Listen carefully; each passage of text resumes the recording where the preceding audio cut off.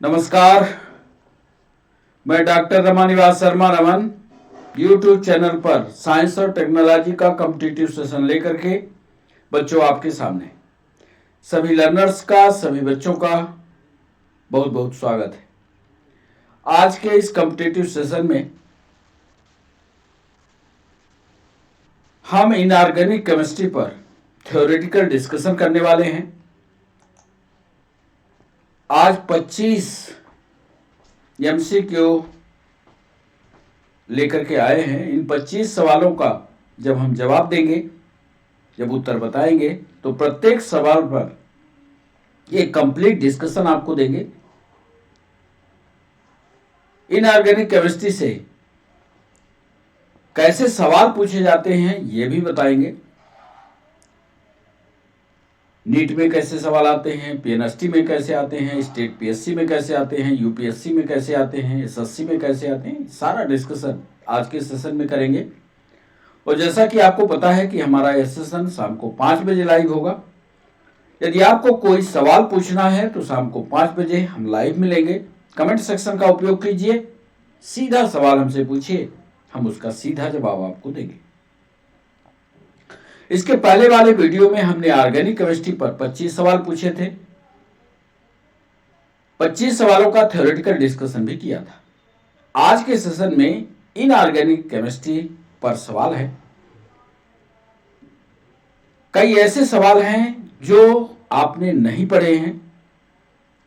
एक बार ये सवाल रिटन में आया था, मेंस में पूछा गया था कि ऑर्गेनिक केमिस्ट्री और इनऑर्गेनिक केमिस्ट्री में भेद क्या है, अंतर क्या है, या what is the difference between organic and inorganic. आज वही डिस्कशन कुछ मिनटों के लिए आपके सामने रखते हैं और इसमें भी ऑब्जेक्टिव बन सकते हैं। तो आइए उसका डिस्कशन कर लें कि ऑर्गेनिक और इनऑर्गेनिक में अंतर क्या है।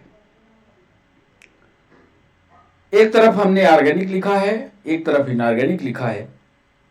जो बच्चे नोट्स बना रहे हैं या 12th की तैयारी कर रहे हैं, नेट की तैयारी कर रहे हैं, वो इस तरह से बनाएं कि ऑर्गेनिक और इनऑर्गेनिक में क्या डिफरेंस है। 7 पॉइंट को हमने अंडरलाइन किया है। ऑर्गेनिक जो होती है केमिस्ट्री हमारी, वो उसके लिए जरूरी है कार्बन का होना, पूरी तरह से वो कार्बन पर बेस्ड होती है। जबकि इनऑर्गेनिक केमिस्ट्री के लिए कार्बन आवश्यक नहीं है, कार्बन की निर्भरता जरूरी नहीं है, that is not based on carbon. इनको कहीं भी ब्लैक में घोल दिया जाए तो विद्युत के सुचालक नहीं बन सकते, यानी नॉन इलेक्ट्रोलाइट होते हैं। जबकि इनऑर्गेनिक जो होते हैं वो इलेक्ट्रोलाइट होते हैं। ये अम्ल, क्षार और लवण के नाम से जाने जाते हैं। इनके बीच में सहसंयोजक बंध होता है जो कमजोर बंध है, आसानी से टूटने वाला होता है। जबकि इनके बीच में यानी अकार्बनिक के बीच में आयनिक बॉन्ड होता है। हमेशा ऑर्गेनिक जो होते हैं they shows the low boiling and melting point, they have low boiling point and low melting point. इनका क्वथनांक और गलनांक दोनों निम्न होते हैं, नीचे होते हैं, बहुत जल्दी उबल जाते हैं और बहुत जल्दी गल जाते हैं। जबकि इनऑर्गेनिक जो होते हैं इनके क्वथनांक बहुत ऊंचे होते हैं, इनके गलनांक भी बहुत ऊंचे होते हैं। ये नॉन पोलर सॉल्वेंट में घुलनशील होते हैं, जबकि पोलर सॉल्वेंट में इनऑर्गेनिक घुलनशील होते हैं।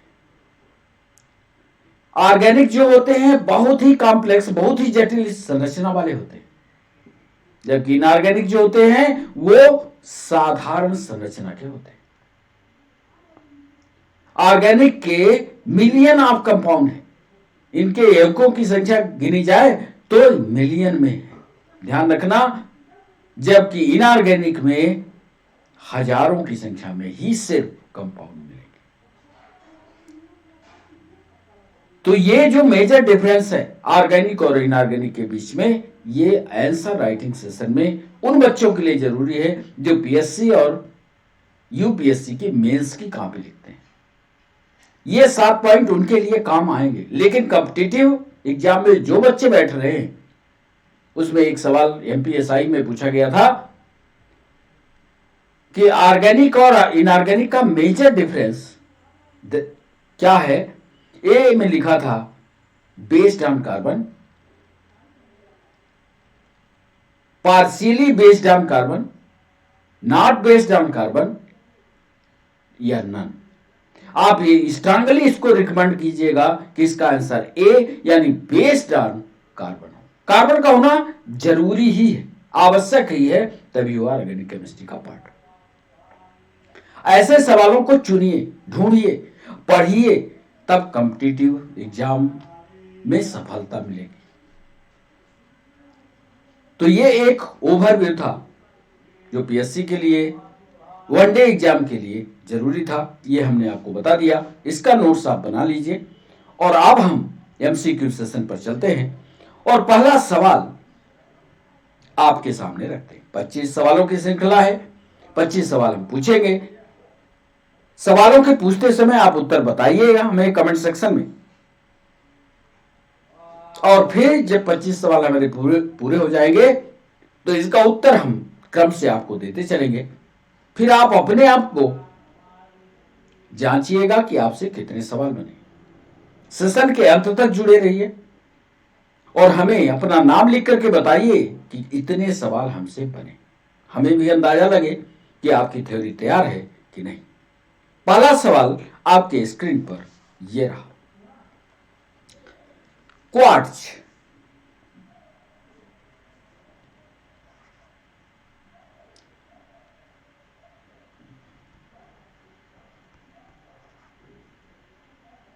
किससे बनता है?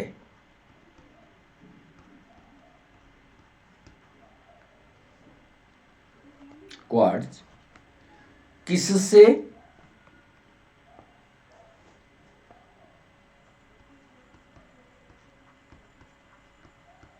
बनता है? ए ऑप्शन दे रहे हैं, क्या कैल्शियम सल्फेट से?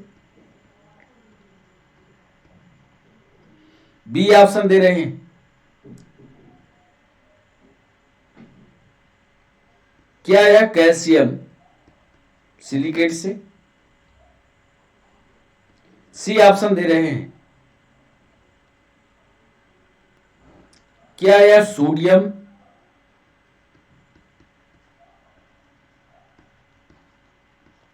सल्फेट से? और डी ऑप्शन दे रहे हैं, क्या यह सोडियम सिलिकेट से बनता है? क्वार्ट्ज किससे बनता है, कुल मिलाकर के आपको यह बताना है। इसमें से एक उत्तर सही है, सही उत्तर आप हमें बताइए कमेंट सेक्शन में। दूसरा सवाल बच्चों आपके स्क्रीन पर यह रहा। ब्लीचिंग पाउडर से जुड़ा हुआ यह सवाल है। ब्लीचिंग पाउडर आप जानते हैं, ब्लीचिंग पाउडर का सर्वाधिक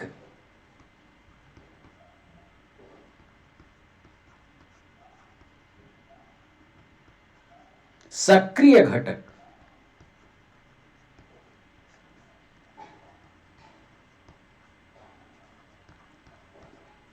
मोस्ट इंपॉर्टेंट एक्टिव कंपोनेंट कौन सा है?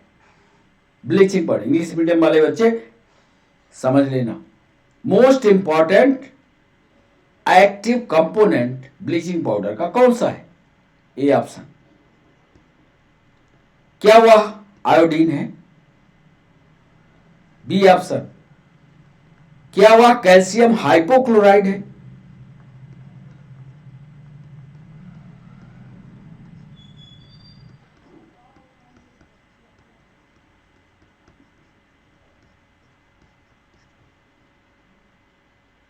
सी ऑप्शन, क्या वह नाइट्रिक एसिड है?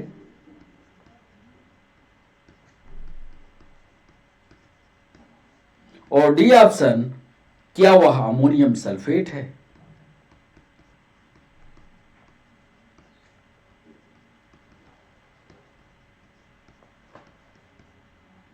ब्लीचिंग पाउडर का सर्वाधिक सक्रिय घटक कौन सा है? यहाँ पर यह बताना है क्या वो आयोडीन है, क्या वह कैल्शियम हाइपोक्लोराइड है, क्या वह नाइट्रिक एसिड है, क्या वह अमोनियम सल्फेट है। सही ऑप्शन आप हमें कमेंट सेक्शन में बताइए। तीसरा सवाल आपके स्क्रीन पर यह रहा।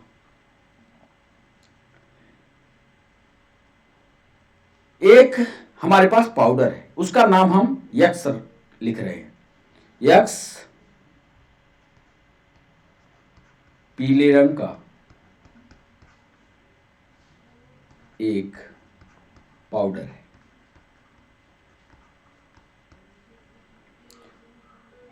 यदि इसे हवा में खुला छोड़ दिया जाता है, यदि इसे हवा में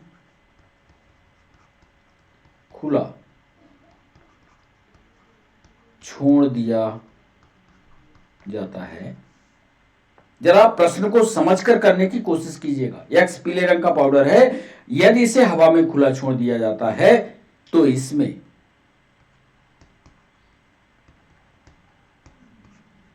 तीखी गंध आती है।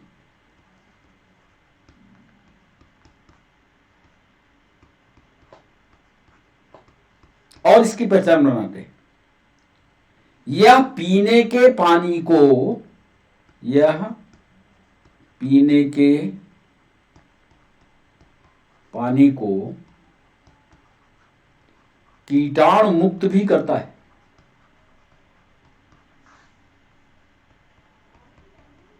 ये दूसरा लक्षण। और यह भी बता दें, यह कास्टिक चूने की क्लोरीन गैस से प्रतिक्रिया करके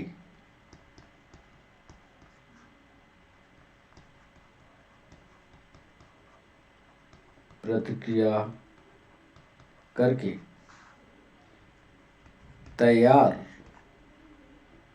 किया जाता है। 3 गुण दिया है।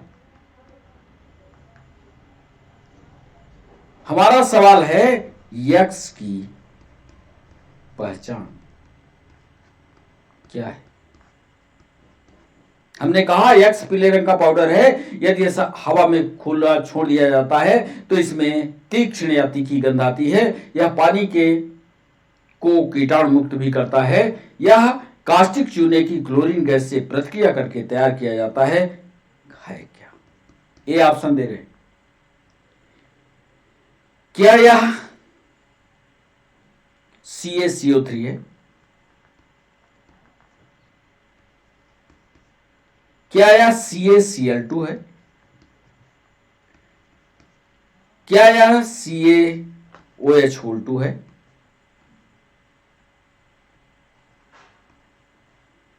और डी ऑप्शन दे रहे हैं, क्या यह CaOCl2 है?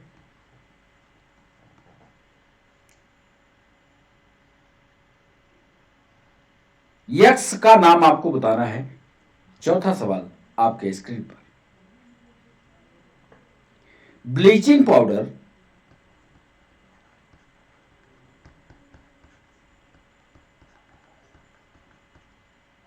निम्नलिखित में से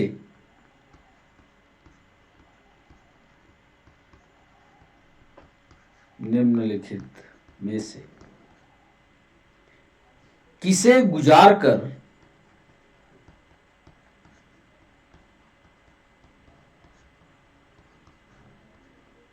तैयार किया जाता है?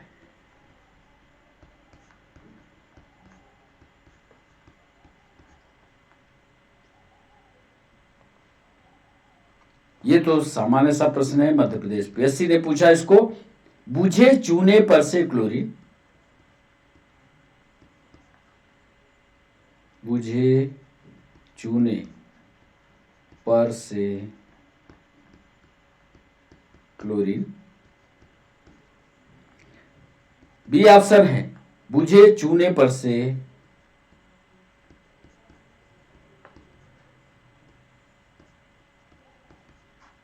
ऑक्सीजन। सी ऑप्शन है, बुझे चूने से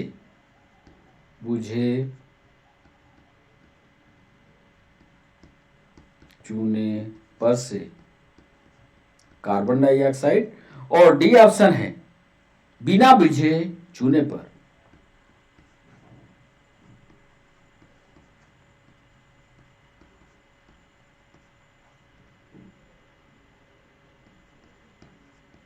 क्लोरीन। ब्लीचिंग पाउडर की तैयारी कैसे होती है, इसकी मैन्युफैक्चरिंग कैसी होती है? क्या बुझे चूने पर क्लोरीन को प्रवाहित कर दिया जाए, बुझे चूने पर ऑक्सीजन को कर दिया जाए, बुझे चूने पर कार्बन डाइऑक्साइड को कर दिया जाए, या बिना बुझे चूने पर क्लोरीन को कर दिया जाए? बच्चों सही ऑप्शन का को टिक कीजिए, हमें बताइए कमेंट सेक्शन में कौन सा सही है। 5वां सवाल, विरंजन पाउडर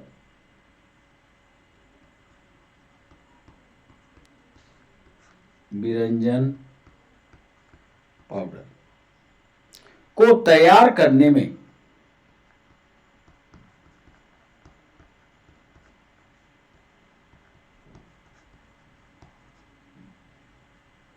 प्रयुक्त होने वाली गैस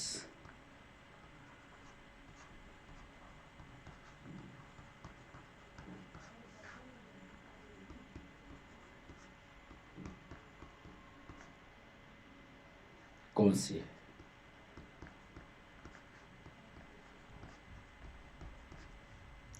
ए ऑप्शन, क्या वह ऑक्सीजन है? बी ऑप्शन, क्या वह हाइड्रोजन है? सी ऑप्शन, क्या वह नाइट्रोजन है? और डी ऑप्शन, क्या वह क्लोरीन है? विरंजन पाउडर को तैयार करने में प्रयुक्त होने वाली गैस कौन सी है? ऑक्सीजन है, हाइड्रोजन है, नाइट्रोजन है, या क्लोरीन है?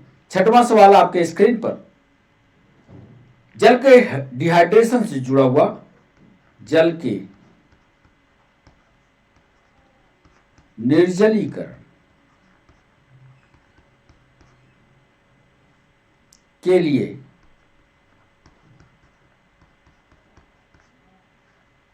निम्नलिखित में से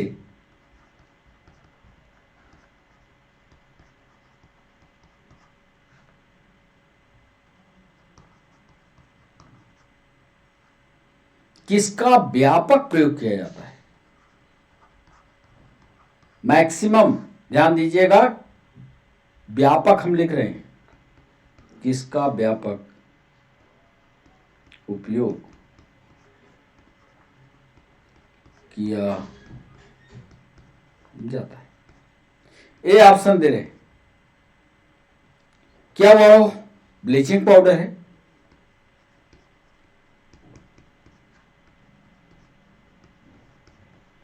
बी ऑप्शन दे रहे हैं, क्या वह फिटकिरी है?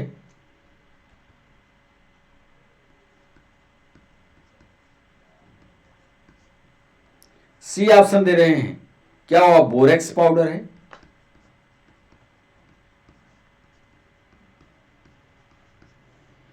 और अंतिम ऑप्शन दे रहे हैं, क्या वह सोडा पाउडर है?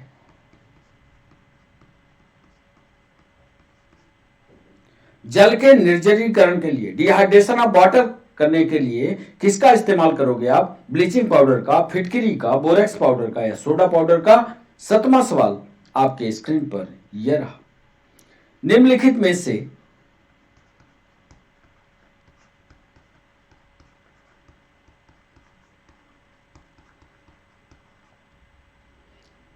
कौन सा रसायन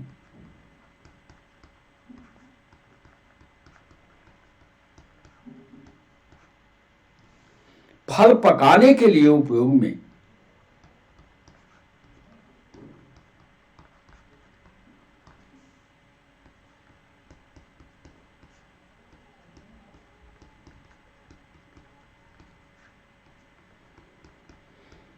लाया जाता है? ए ऑप्शन, क्या सोडियम क्लोराइड? बी ऑप्शन, क्या कैल्शियम कार्बाइड?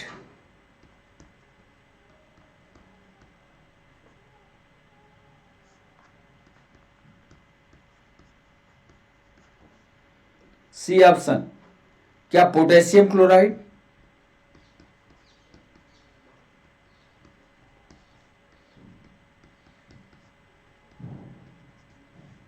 डी ऑप्शन क्या, नन। निम्नलिखित में से कौन सा रसायन फलों को पकाने के लिए इस्तेमाल होता है? आप मार्केट में जाते हो, दुकान में बोलते हो उसका नाम, जरा सोच कर बताइएगा। Sodium chloride, calcium carbide, potassium chloride या नन। 8वां सवाल आपके स्क्रीन पर ये रहा। बिना बुझे चूने का, यानी कली के चूने का, बिना बुझे चूने का रासायनिक नाम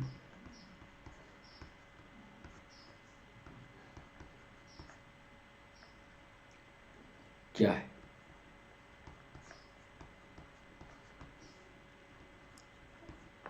बिना बुझे चूने का रासायनिक नाम क्या है? क्या कैल्शियम क्लोराइड है?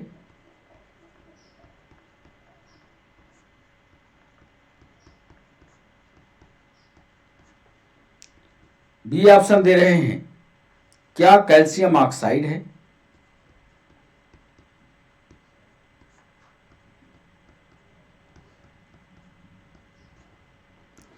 सी ऑप्शन दे रहे हैं, क्या कैल्शियम कार्बोनेट है? और डी ऑप्शन दे रहे हैं, क्या कैल्शियम हाइड्रोक्साइड है?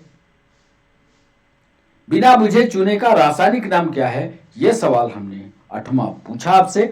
क्या कैल्शियम क्लोराइड है? क्या कैल्शियम ऑक्साइड है? क्या कैल्शियम कार्बोनेट है? या कैल्शियम हाइड्रोक्साइड है? बच्चों, आपके स्क्रीन पर 9वां सवाल यह रहा। चाक का रासायनिक नाम, जिसे बोर्ड पर लिखते हैं, चाक का रासायनिक नाम क्या है? ए ऑप्शन दे रहे हैं, कैल्शियम सल्फेट। बी ऑप्शन दे रहे हैं, कैल्शियम नाइट्रेट। सी ऑप्शन दे रहे हैं, कैल्शियम कार्बोनेट।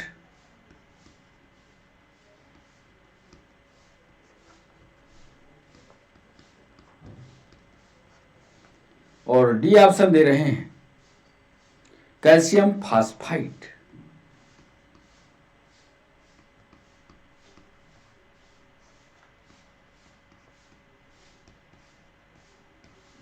हमारा सवाल था कि चाक का रासायनिक नाम क्या है?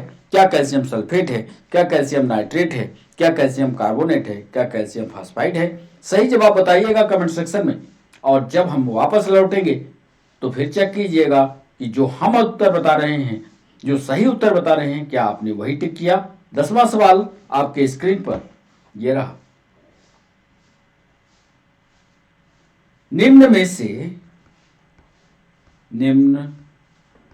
में से क्या पानी में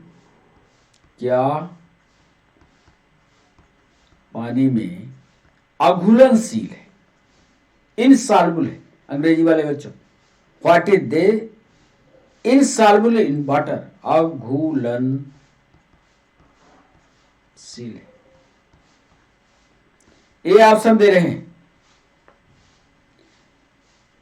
क्या वो सोडियम क्लोराइड है?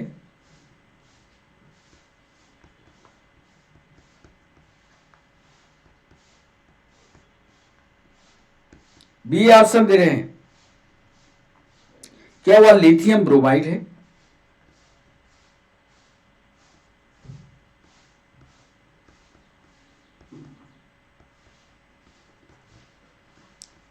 सी ऑप्शन दे रहे हैं, क्या वह कैल्शियम कार्बोनेट है? और डी ऑप्शन दे रहे हैं,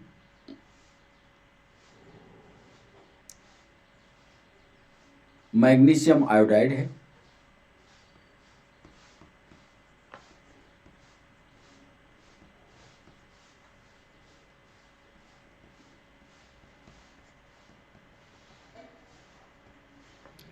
निम्न में से पानी में अघुलनशील क्या है? क्या सोडियम क्लोराइड है, क्या लिथियम ब्रोमाइड है, क्या कैल्शियम कार्बोनेट है, क्या मैग्नीशियम आयोडाइड है? सही जवाब कीजिए कमेंट सेक्शन में। 11वां सवाल, मार्बल का प्रयोग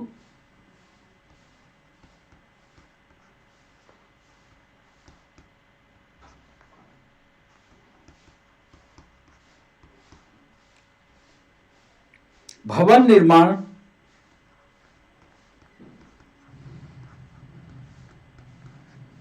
सामग्री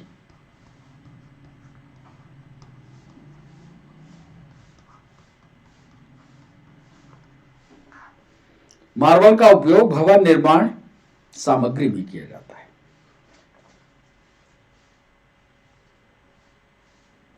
इसका रासायनिक नाम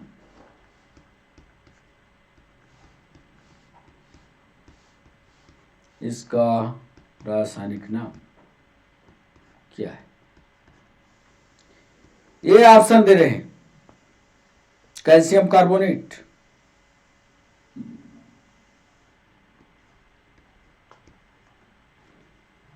बी ऑप्शन दे रहे हैं कैल्शियम क्लोराइड,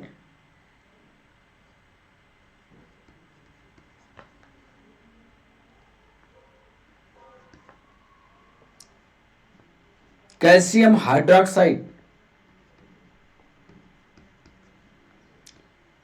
और डी ऑप्शन दे रहे हैं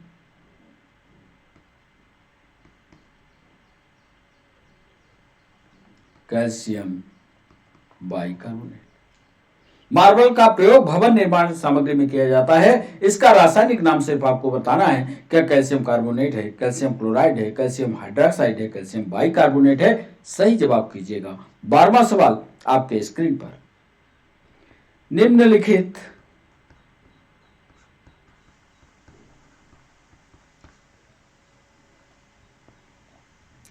में से कौन सा लवण में से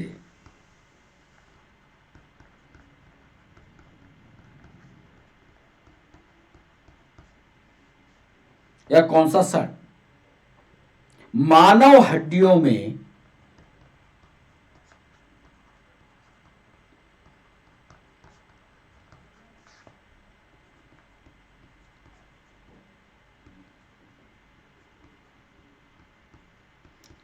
पाया जाता है? बड़ा इंपॉर्टेंट सवाल। कौन सा लवण, कौन सा साल्ट मानव हड्डियों में सबसे ज्यादा या सर्वाधिक मात्रा में पाया जाता है? सही जवाब कीजिएगा। ए ऑप्शन दे रहे हैं, क्या वो मैग्नीशियम क्लोराइड है?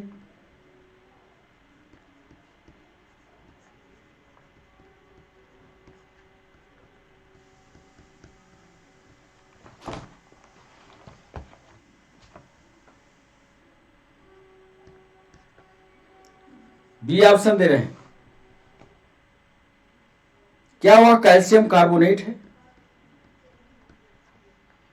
सी ऑप्शन दे रहे हैं, क्या वह कैल्शियम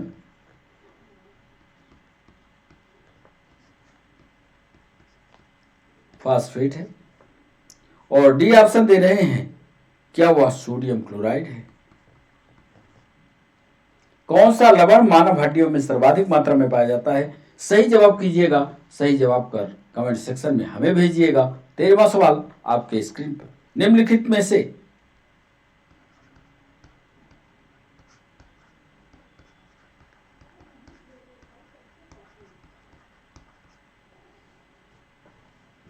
कौन सा एक संक्रमण धातु है? कौन सा संक्रमण धातु, ट्रांजिशनल एलिमेंट,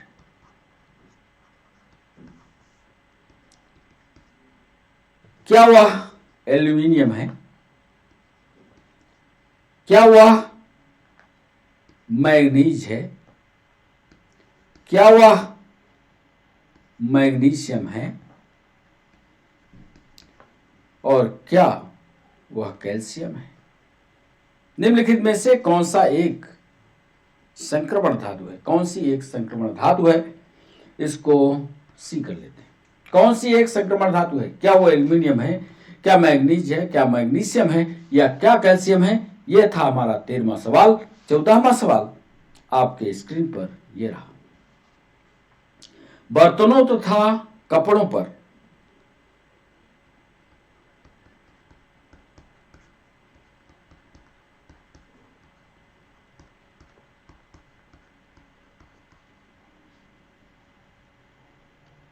बादामी धब्बे पानी में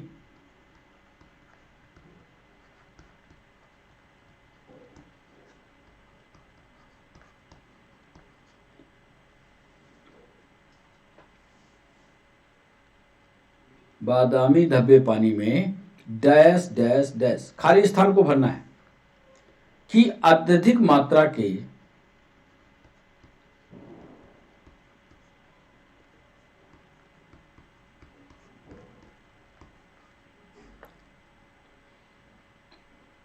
संकेतक है, इंडिकेटर है।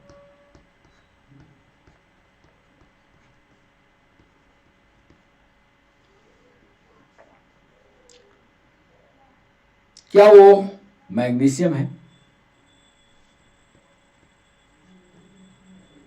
बी ऑप्शन दे रहे हैं,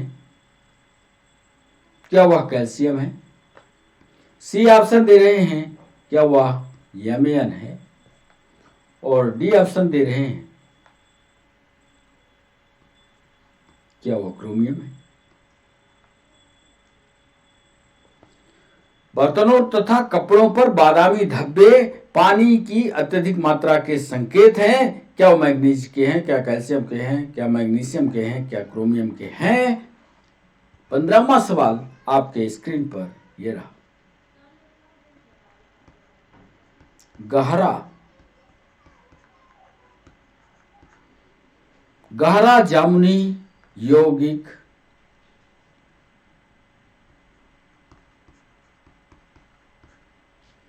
गहरा जामुनी यौगिक पदार्थ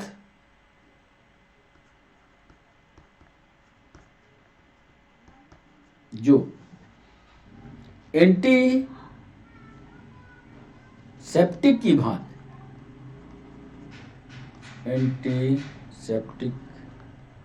भांति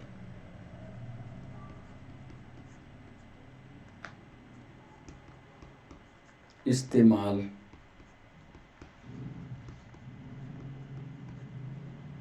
गहरा जामुनी यौगिक पदार्थ जो एंटीसेप्टिक की भांति इस्तेमाल होता है। A option. क्या वह पोटेशियम नाइट्रेट है?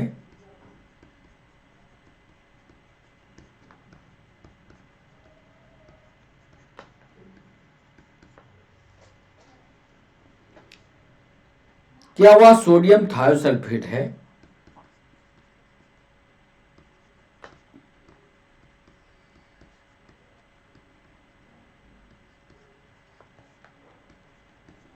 C option.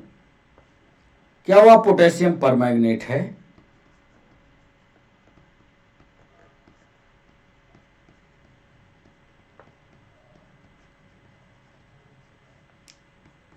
और डी ऑप्शन दे रहे हैं, क्या वह कैल्शियम फास्फेट है?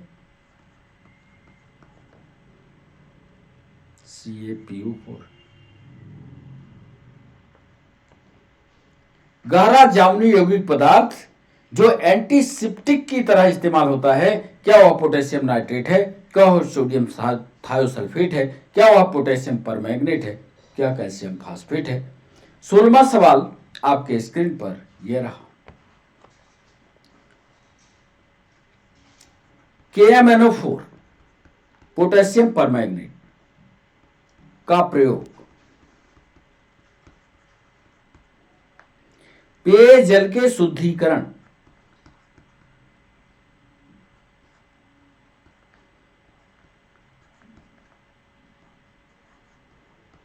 पेयजल के शुद्धिकरण के लिए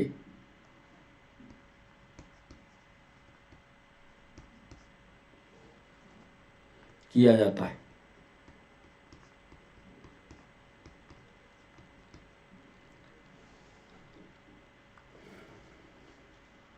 क्योंकि वह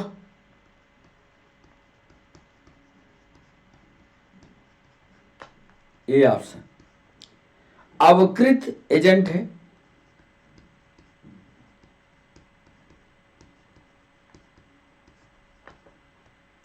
अवकृत एजेंट का मतलब रिड्यूसिंग एजेंट है। क्या वह ऑक्सीडाइजिंग एजेंट है?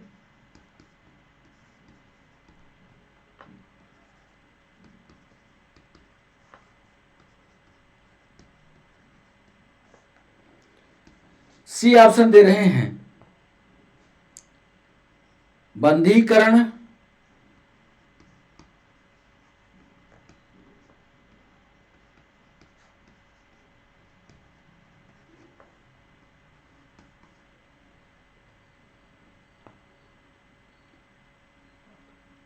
जल की अशुद्धियों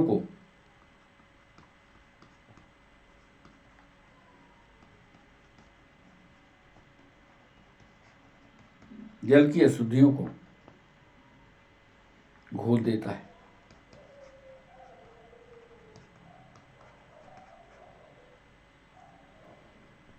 KMnO4 का प्रयोग पेयजल के प्यूरिफिकेशन में किया जाता है। क्यों? क्योंकि वह रिड्यूसिंग एजेंट है, क्योंकि वह ऑक्सीडाइजिंग एजेंट है, बंधीकरण एजेंट है, या जल की अशुद्धियों को घोल देता है। 17वां सवाल आपके स्क्रीन पर। पृथ्वी के गर्भ में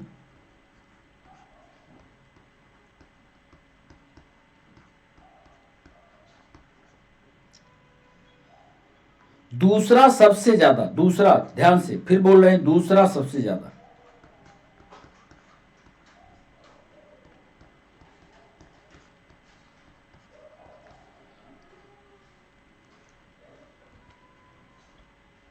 दूसरा सबसे ज्यादा पाया जाने वाली पाई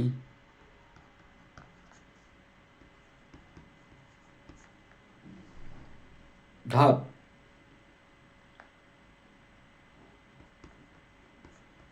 कौन सी है?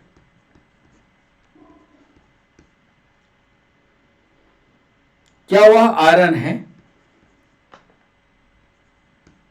क्या वह एल्यूमिनियम है? क्या वह कॉपर है? और क्या वह जिंक है?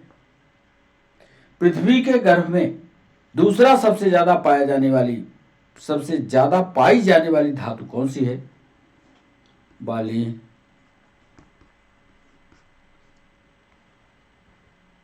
18वां सवाल, निम्नलिखित में से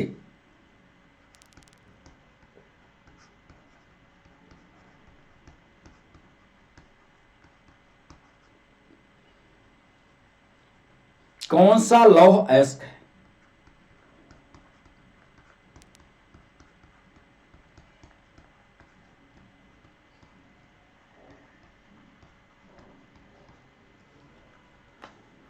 ए ऑप्शन क्या वो बॉक्साइट है?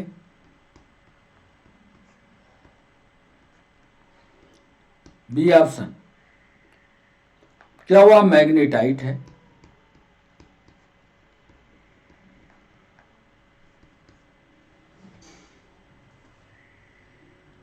क्या वह लिग्नाइट है?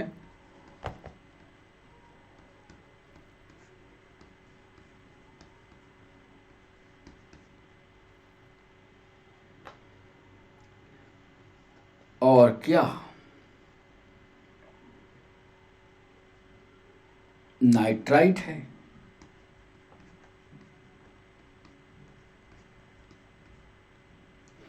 19वां सवाल आपके स्क्रीन पर यह रहा। मैग्नेटाइट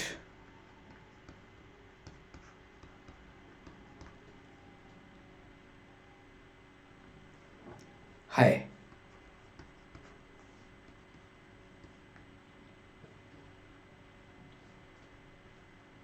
Fe2O3,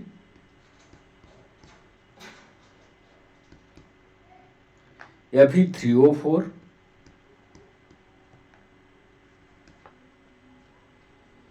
FeCO3,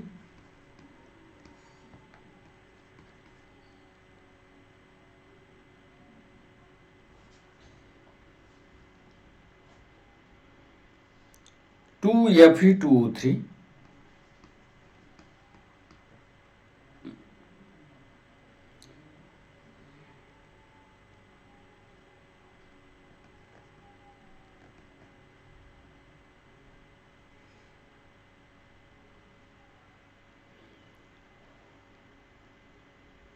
मैग्नेटाइट है। यह सवाल यूपीएससी ने भी पूछा है। Fe2O3 Fe3O4 FeCO3 या 2Fe2O3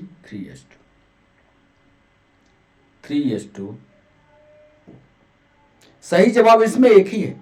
सही जवाब करने की कोशिश कीजिएगा बच्चों। 20वां सवाल, निम्नलिखित में से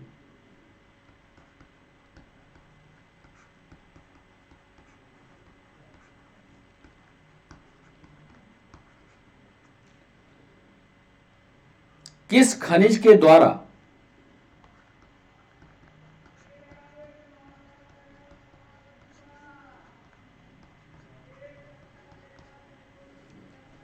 लोहा प्राप्त किया जाता है?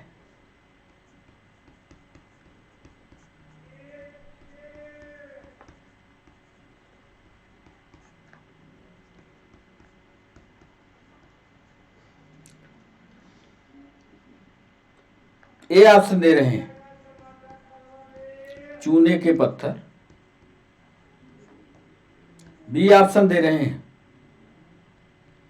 पिच ब्लेंड,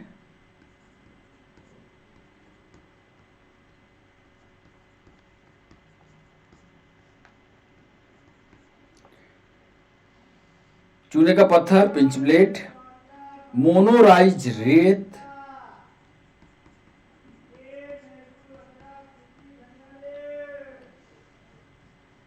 मोनो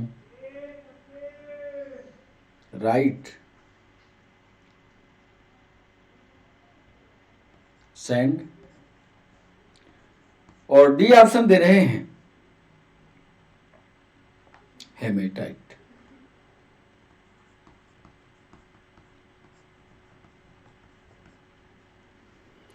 निम्नलिखित में से किस खनिज के द्वारा लोहा प्राप्त किया जाता है? क्या वो चूने का पत्थर है, क्या वो पिंच ब्लेड है, क्या मोनोराइट रेत है, और क्या हेमेटाइट है? बच्चों 21वां सवाल। 5 सवाल और बचे, 25 सवाल टोटल हैं। 21वें सवाल पर हमें 21वां सवाल, निम्नलिखित में से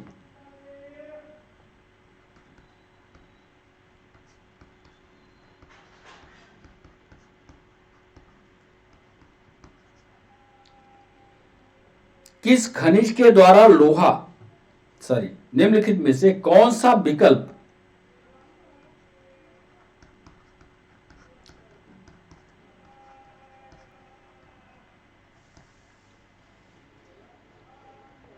अन्य 3 से भिन्न है?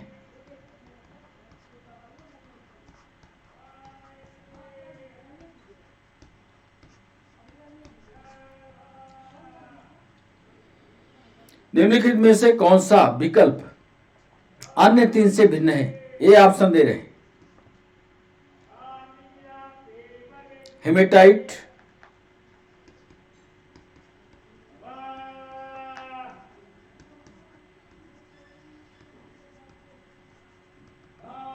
मैग्नेटाइट, लिमोनाइट,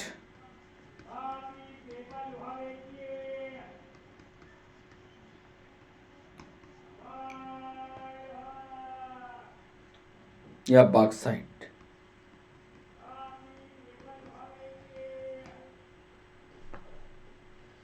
निम्नलिखित में से कौन सा विकल्प अन्य 3 से भिन्न है? हेमेटाइट, मैग्नेटाइट, लिमोनाइट या बॉक्साइट। 22वां सवाल, लोहा अयस्क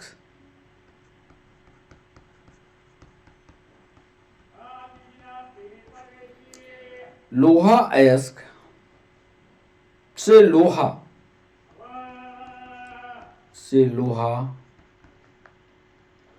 विनिर्मित करने की प्रक्रिया या निकालने की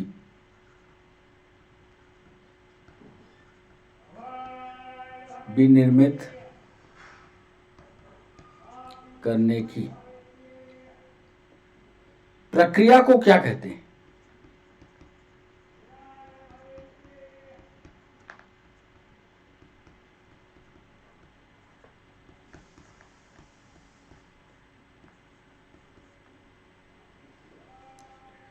22वां सवाल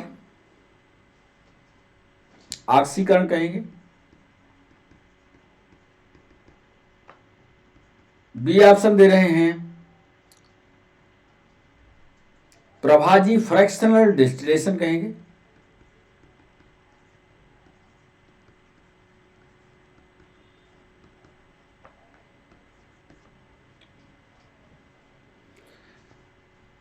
क्या वह इलेक्ट्रोलिसिस है, विद्युत अपघटन है?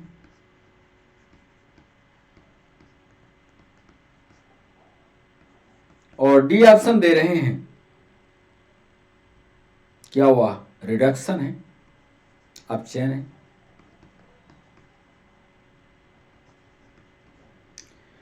लोहा अयस्क से लोहा विनिर्मित करने की प्रक्रिया को क्या कहते हैं? क्या वो ऑक्सीकरण है, क्या फ्रैक्शनल डिस्टिलेशन है, प्रभाजी आसवन है, क्या विद्युत अपघटन है, क्या रिडक्शन यानी अपचयन है? 23वां सवाल कठोर स्टील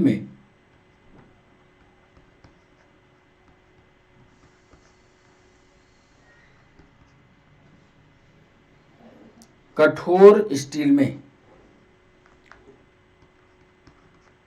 होता है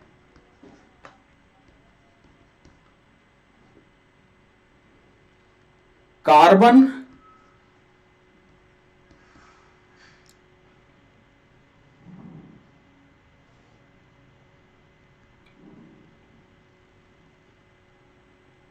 दो से 5%।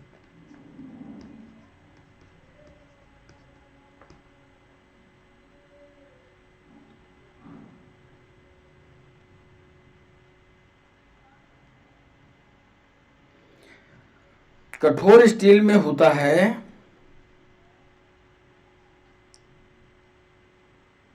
2 से 5% कार्बन। बी ऑप्शन दे रहे हैं 0.5 से 1.5% कार्बन।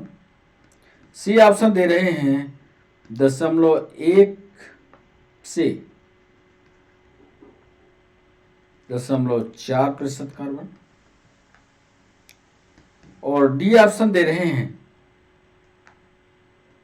0.01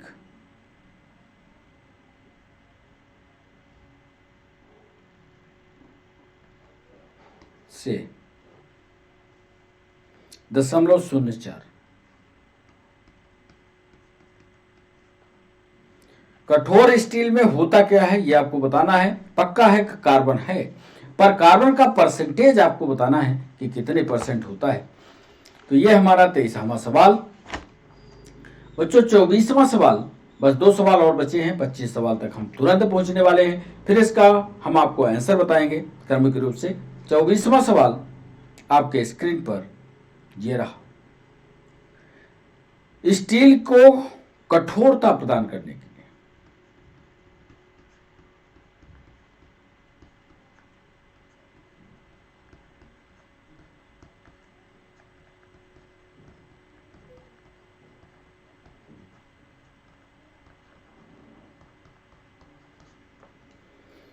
स्टील को कठोरता प्रदान करने के लिए स्टील को कठोरता प्रदान करने के लिए मिलाया जाता है।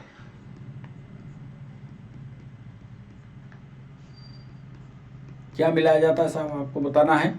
ऑप्शन हम दे रहे हैं क्या कार्बन,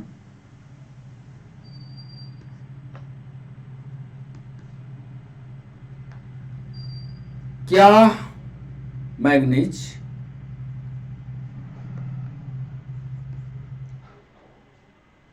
क्या सिलिकॉन,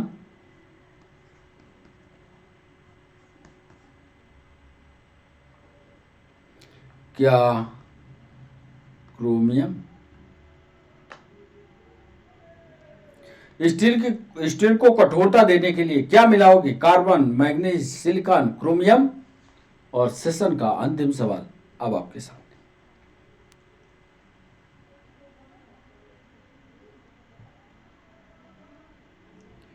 स्टेनलेस स्टील 25वां सवाल। स्टेनलेस स्टील को बनाने में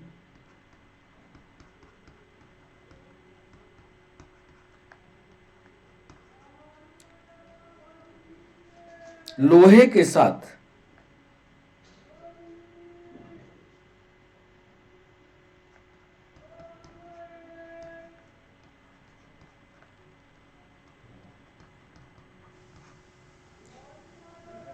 स्टेनलेस स्टील को बनाने में लोहे के साथ कौन सी महत्वपूर्ण धातु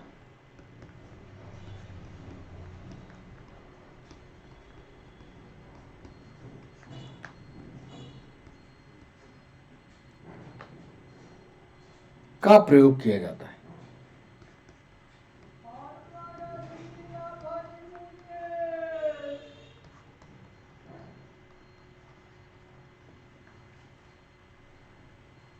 ए ऑप्शन दे रहे हैं, क्या वह एल्यूमिनियम है, क्या वह क्रोमियम है। सी ऑप्शन दे रहे हैं, क्या वह एशियन टिन है। और डी ऑप्शन दे रहे हैं, क्या वह कार्बन है। स्टेनलेस स्टील को बनाने में लोहे के साथ कौन सी महत्वपूर्ण धातु का इस्तेमाल होता है या धातु का इस्तेमाल किया जाता है? क्या वो एल्यूमिनियम है, क्या वो क्रोमियम है, क्या वह एशियन है या क्या वो कार्बन है। ये थे हमारे 25 सवाल। इसका जवाब कीजिए कमेंट सेक्शन में और हमें बताइए कि आपने कितने सवालों को सही किया है, ताकि आप अपने आप को वेरीफाई कर पाए कि कॉम्पिटिटिव एग्जाम की केमिस्ट्री आपकी कितनी तैयार है। अब बारी है इनके सही जवाब बताने की। सीधा जवाब की ओर चलते हैं। पहले सवाल पर जब हम पहुंचते हैं तो जो हमने आपसे पहला सवाल पूछा, पहला सवाल हमारा था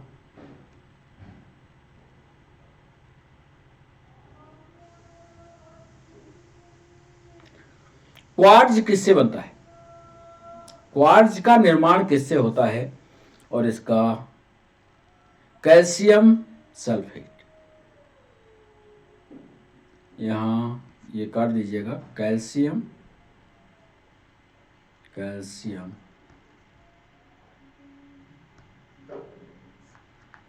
सल्फेट, कैल्शियम सल्फेट का इस्तेमाल क्वार्ट्ज के निर्माण में किया जाता है, ध्यान रखिएगा। दूसरा सवाल हमने पूछा था ब्लीचिंग पाउडर का सर्वाधिक सक्रिय घटक कौन सा है। दूसरे सवाल का सही जवाब होगा कैल्शियम हाइपोक्लोराइड। सर्वाधिक सक्रिय घटक है और ज्यादा रिएक्टिव भी है। ब्लीचिंग पाउडर के केस में यह ज्यादा रिएक्टिव हाइपोक्लोराइड आपको मिलेगा, इसलिए इसका दूसरा सही जवाब। तीसरे सवाल में हमने यूपीएससी का यह सवाल घुमाते हुए सवाल को पूछा यक्स के बारे में। एक पीला पाउडर है और ये कैल्शियम ऑक्सीक्लोराइड या कैल्शियम हाइपोक्लोराइड, यही इसका सही जवाब होता है। पीले रंग का पाउडर होता है, हवा में खुला छोड़ दिया जाता है तो बहुत तेज से तीखी गंध आती है, मतलब लगता है कि वहां से भाग जाए। यह पीने के पानी को कीटाणु मुक्त भी करता है। इसका सही जवाब होगा डी, CaOCl2। चौथा सवाल हमने पूछा ब्लीचिंग पाउडर निम्नलिखित में से किसे गुजार कर तैयार किया जाता है। चौथे सवाल का आपको याद होगा कि ब्लीचिंग पाउडर के निर्माण की विधि आपने 10th में, 11th और 12th में कहीं न कहीं पढ़ी होगी। हम वहां पढ़ते हैं एक लाइन कि बुझे चूने पर जब क्लोरीन की गैस का प्रवाहन किया जाता है तो ब्लीचिंग पाउडर का निर्माण होता है, इसलिए इसका सही जवाब होगा ए। पांचवा सवाल हमने पूछा था कि विरंजन पाउडर को तैयार करने में प्रयुक्त होने वाली गैस कौन सी है। पांचवा सवाल, और विरंजन पाउडर को तैयार करने में जो भी गैस इस्तेमाल होती है तो ना ऑक्सीजन है, ना हाइड्रोजन है, ना नाइट्रोजन है, सिर्फ और सिर्फ क्लोरीन है। वाटर का डिहाइड्रेशन, जल का निर्जलीकरण के लिए निम्नलिखित में से किसका व्यापक उपयोग किया जाता है, यह हमारा छठवां सवाल। और जल के निर्जलीकरण को डिहाइड्रेशन के लिए सिर्फ एक और वो है ब्लीचिंग पाउडर। 7वां सवाल हमने पूछा, निम्नलिखित में से कौन सा रसायन फल पकाने के लिए उपयोग में लाया जाता है? आप दुकान में जाते हो, वही चीज मांगते हो, तो इसका कैल्शियम कार्बाइड काला काला होता है, पत्थर जैसा होता है, पेपर में लपेट करके दुकानदार देता है, फिर फल जिसको पकाना होता है वहां ले जा करके हम पकाते हैं इसको, तो कैल्शियम कार्बाइड इसका सही जवाब है। 8वां सवाल, बिना बुझे चूने का रासायनिक नाम क्या है? 8वें सवाल पर हमने पूछा बिना बुझे चूने का रासायनिक नाम क्या है? इसका सही जवाब है कैल्शियम ऑक्साइड, CaO। इसका सही जवाब है calcium chloride, calcium carbonate, calcium hydroxide से कली का चूना भी इसको बोलते हैं, इसको कली का चूना भी बोलते हैं, इसको CaO से दर्शाते हैं। चाक का रासायनिक नाम क्या है? चाक का रासायनिक नाम 9वां सवाल, calcium carbonate CaCO3। CaCO3 calcium carbonate चाक है जिससे हम ब्लैक बोर्ड पर लिखते हैं, तो कैल्शियम कार्बोनेट इसका सही जवाब है। 10वां सवाल, निम्नलिखित में से क्या पानी में अघुलनशील है? यह सवाल हमने पूछा, और calcium carbonate CaCO3, sodium chloride पानी में नमक है, लिथियम ब्रोमाइड घुलता है, मैग्नीशियम आयोडाइड घुलता है, लेकिन कैल्शियम कार्बोनेट जो होता है CaCO3 यह पानी में अघुलनशील है। यहां नोट कीजिएगा, अघुलनशील। 11वां सवाल, मार्बल का प्रयोग भवन निर्माण सामग्री में किया जाता है, इसका रासायनिक नाम क्या है? 11वें सवाल पर हमने पूछा, और मार्बल का उपयोग जो होता है जिससे बनता है वो है कैल्शियम। 11वां सवाल, कैल्शियम कार्बोनेट। निम्नलिखित में से कौन सा लवण मानव हड्डियों में सर्वाधिक मात्रा में पाया जाता है? 12वां सवाल, 12वें सवाल का मानव हड्डी में आपको याद होना चाहिए ये कैल्शियम फास्फेट। कई बार हमने अनअकैडमी के क्लास में भी और बोन्स में पाई जाने वाले इन लवणों की चर्चा की है, कैल्शियम फास्फेट। 13वां सवाल है, निम्नलिखित में से कौन सी एक संक्रमण धातु है? 13वें सवाल का सही जवाब होगा संक्रमण धातु। इधर है संक्रमण, कहां है? बीच में ऐसे ऐसे करके गोला, यदि आपको आवर्त याद आती होगी तो 2 एरिया और बीच में ही एरिया होती है, ये ट्रांजिशनल एलिमेंट का। तो 13वां सवाल सही जवाब होगा यमन, मैग्नीज। अगला सवाल था, बर्तनों तथा कपड़ों पर बादामी धब्बे पानी की अत्यधिक मात्रा के संकेतक है। 14वां सवाल, और यहां भी जवाब यमियन ही होगा। 15वें सवाल में हमने पूछा, गहरा जामुनी यौगिक पदार्थ जो एंटीसेप्टिक की भांति इस्तेमाल होता है, सही जवाब होगा potassium permanganate, KMnO4। Potassium permanganate जो होता है KMnO4, यही जो है एंटीसेप्टिक की भांति काम करता है। KMnO4 का प्रयोग पेयजल के प्यूरिफिकेशन में भी किया जाता है। क्यों? क्योंकि यह एक ऑक्सीकारक एजेंट की तरह काम करता है, रिड्यूसिंग हो नहीं सकता, सिर्फ ऑक्सीकारक एजेंट की तरह काम करता है, इसलिए सही जवाब होगा बी। 17वां सवाल था, पृथ्वी के गर्भ से दूसरा सबसे ज्यादा पाई जाने वाली धातु कौन सी है? 17वां सवाल, और सर्वाधिक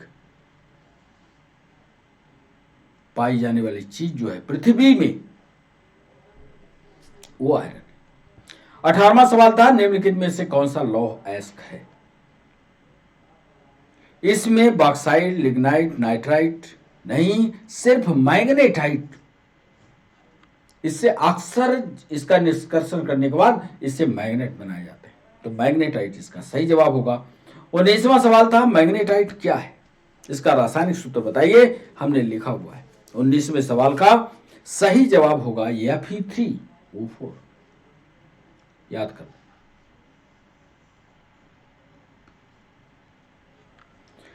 20वां सवाल था निम्नलिखित में से किस खनिज के द्वारा लोहा प्राप्त किया जाता है। लोहा का मतलब यहां आयरन से, चूने के पत्थर से, पिंच ब्लेड से, मोनोराइट रेत थे या हेमेटाइट से। 20वां सवाल सही जवाब होगा हेमेटाइट से। निम्नलिखित में से कौन सा एक विकल्प अन्य 3 से भिन्न है। हेमेटाइट,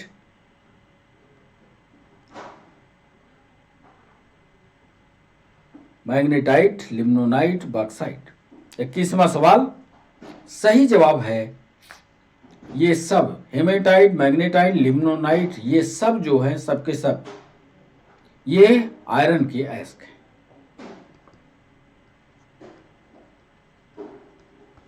सिर्फ बॉक्साइट जो है वो नहीं है, इसलिए बॉक्साइट इसका सही जवाब होगा और सही जवाब डी माना जाए।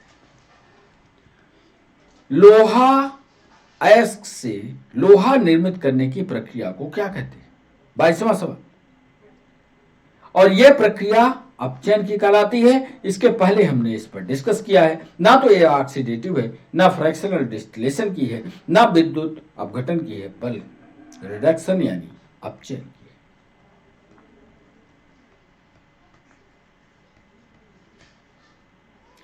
तेईसवां सवाल, कठोर स्टील में क्या होता है, कितने % कार्बन होता है, यह सवाल हमने पूछा।